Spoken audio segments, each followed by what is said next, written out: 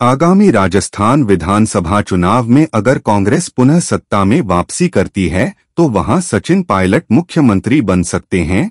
रविवार को सूत्रों ने यह जानकारी दी है। सूत्रों ने यह भी कहा है कि पार्टी द्वारा वर्तमान सीएम अशोक गहलोत को बताया गया है कि हर मौके पर उन्हें मुख्यमंत्री बनाया गया।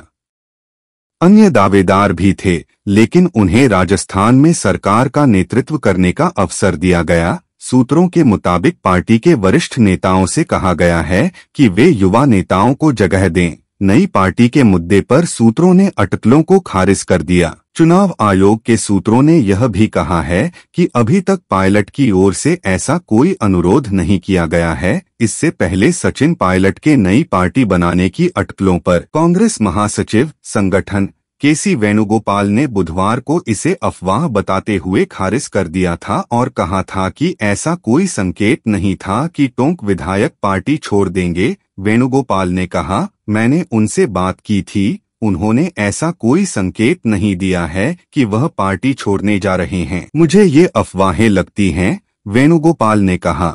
नेतृत्व के प्रयासों के बाद मैंने सचिन पायलट से 2 से 3 बार बात की है और हम बारीक विवरण पर चर्चा कर रहे हैं। हमें सचिन पायलट के आधिकारिक रूप से पार्टी छोड़ने की कोई जानकारी नहीं है। मंगलवार को राजस्थान के प्रभारी कांग्रेस महासचिव सुखजिंदर सिंह रंधावा ने कहा कि खड़गे और गांधी ने हाल ही में दिल्ली में सीएम गहलोत और सचिन पायलट से बात की थी, जिसमें राजस्थान के दोनों नेता एकजुट होकर काम करने के लिए सहमत हुए थे। रंधावा के हवाले से कहा, मल्लिकार्जुन खड़गे, राहुल गांधी ने दोनों को ध्यान से सुना और दोनों को बताया गया कि वे कांग्रेस की संपत्ति हैं। दोनों ने कहा कि वे एक साथ काम करेंगे। इस बीच कांग्रेस नेता सचिन पायलट रविवार को अपने पिता राजेश पायलट को उनकी पुण्यतिथि पर श्रद्धांजलि देने राजस्थान के दौसा पहुंचे। सचिन पायलट ने राजस्थान के दौसा में रविवार को विशाल जनसभा को संबोधित किया। इस दौरान उन्होंने अपने पिता राजेश पायलट को उनकी पुण्यतिथि पर श्रद्धांजलि दी। हालांकि कयास लगाए जा रहे थे कि सचिन पायलट एक नई पार्टी को लॉन्च कर सकते हैं, लेकिन ऐसा कुछ नहीं हुआ। सचिन पायलट का मुख्यमंत्री अशोक गहलोत के साथ सीएम पद के लिए कड़ा संघर्ष चल रहा है।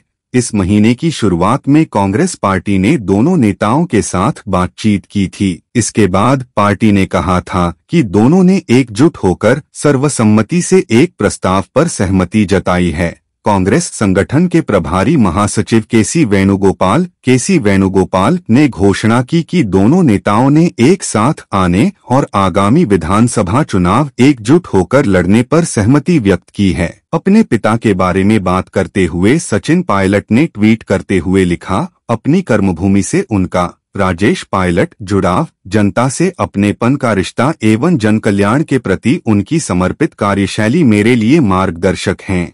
उन्होंने जनहित को सर्वोपरि मानकर कभी भी अपने सिद्धांतों से समझौता नहीं किया। उनके विचारों और आदर्शों का मैं सदैव अनुसरण करता रहूंगा। यानी सचिन पायलट ने अपने ट्वीट के माध्यम से यह बताने का प्रयास किया कि वे अपनी मांगों पर कायम है और पीछे हटने को तैयार नहीं है।